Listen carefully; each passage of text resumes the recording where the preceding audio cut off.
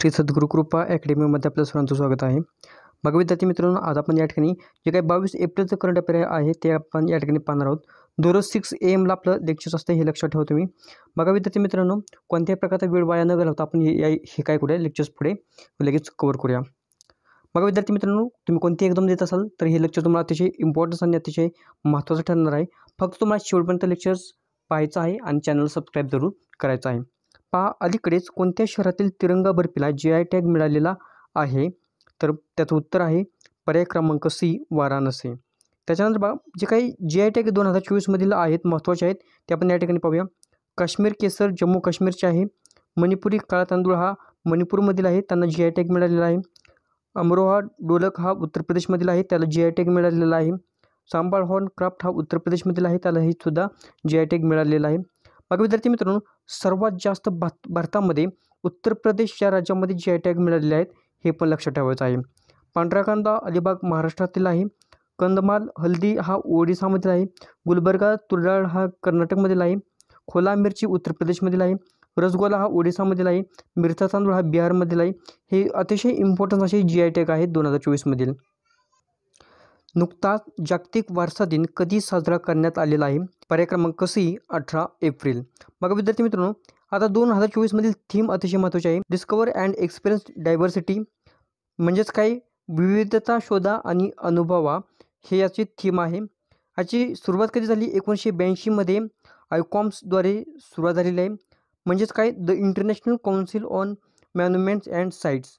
आता पहा, या ठिकाणी एकूण जगामध्ये 1199 ह्या वारसा स्थळं आहेत.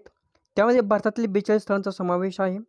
39वं रामप्पा मंदिर हे तेलंगणामध्ये आहे, जे 2021मध्ये हे स्थळ वारसास्थळ म्हणून घोषित करण्यात आलेलं आहे. त्याचप्रमाणे 2021मध्ये 40वं धौलावीरा हे गुजरातमधील स्थळ आहे. 2023मध्ये पुन्हा 2 स्थळं देण्यात आलेली आहेत. त्याच्यातील 41वं आहे शांती निकेतन, जे पश्चिम बंगालमधील आहे. 42वं होयसला मंदिर समूह आहे, जे कर्नाटकमधील आहे. हे 2023मध्ये काही करण्यात आलेले वारसास्थळ म्हणून घोषित करण्यात आलेलं आहे. पुढील प्रश्न पाहूया. अलीकडेच वर्ल्ड फ्युचर एनर्जी समिट 2024चे आयोजन कोठे करण्यात आलेलं आहे? पर्याय क्रमांक A, अबुधाबी. कोणत्या IIT संस्थेने अलीकडेच भारतातील पहिली मोबाईल वैद्यकीय उपकरण कॅलिब्रेशन सुविधा सुरू केलेली आहे? तर पर्याय क्रमांक B, IIT मद्रास. लगेच IIT 2024 म्हणजे IITच्या बाबतीमध्ये जे काही 2024मध्ये घडामोडी झालेल्या आहेत त्या सर्व आपण या ठिकाणी लगेच पाहूया. या ठिकाणी पहा, IIT मद्रास भारतातील पहिली मोबाईल वैद्यकीय उपकरण कॅलिब्रेशन सुविधा देणारी ठरलेली आहे. IIT जोधपूर रोग ट्रेकिंगसाठी नॅनो सेन्सरचे अनावरण केलेलं आहे. IIT बॉम्बेने कर्करोगासाठी भारतातील पहिली स्वदेशी gene therapy CAR-T sale therapy सुरू केलेली आहे. IIT मद्रासने all India research scholar summit 2024 हे यजमानपद भूषवलेलं आहे. IIT गुवाहाटीने भारतातील सर्वात मोठी ड्रोन पायलट प्रशिक्षण संस्था सुरू केलेली आहे. IIT मद्रासने भारतातील पहिल्या 155 mm स्मार्ट दारुगोळ्याची बनवण्याची घोषणा केलेली आहे. बघा लगेच पुढील प्रश्न पाहूया. 2024 या वर्षासाठी टाइम्स मासिकच्या जगातील 100 व्यक्तींच्या यादीत कोणत्या भारतीय अभिनेत्रीचा समावेश करण्यात आलेला आहे? आलिया भट्टचा समावेश करण्यात आलेला आहे. पुढील प्रश्न पाहूया. नुकतेच भारतातील पहिले हायब्रिड पिच कोठे स्थापन करण्यात आलेलं आहे? या प्रश्नाचं उत्तर आहे पर्याय क्रमांक C, हिमाचल प्रदेश. आता बघा, जगातील सर्वात मोठे क्रिकेट स्टेडियम कोणतं आहे? तर नरेंद्र मोदी स्टेडियम, जे अहमदाबादमध्ये आहे, हे जगातले सर्वात मोठे क्रिकेट स्टेडियम आहे. हा प्रश्न तुम्हाला सुद्धा हा पॉईंट महत्त्वाचा आहे. आता हिमाचल प्रदेशमध्ये जे काही 2024मध्ये लेटेस्टमध्ये घडामोडी घडलेल्या आहेत ते आपण या ठिकाणी पाहूया. या ठिकाणी पहा, भारतातील पहिले हायब्रिड पिचची स्थापना करण्यात आलेली आहे हिमाचल प्रदेशमध्ये. मिशन 414 अभियान सुरू हिमाचल प्रदेशमध्ये सुरू करण्यात आलेलं आहे. इंदिरा गांधी प्यारी बहना सुख सन्मान निधी योजना हिमाचल प्रदेशने लागू केलेली आहे. 2024मध्ये भारतातील सर्वात स्वागतार्ह प्रदेश म्हणून शीर्षस्थानी हे हिमाचल प्रदेश आहे. माझी शाळा माझा अभिमान याचा शुभारंभ हिमाचल प्रदेशने केलेला आहे. लगेच पुढील प्रश्न पाहूया. केंद्र सरकारच्या ग्रीन क्रेडिट प्रोग्रामच्या अंमलबजावणीमध्ये कोणते राज्य आघाडीवर आहे? तर त्यासाठी पर्याय क्रमांक C, मध्य प्रदेश आघाडीवर आहे.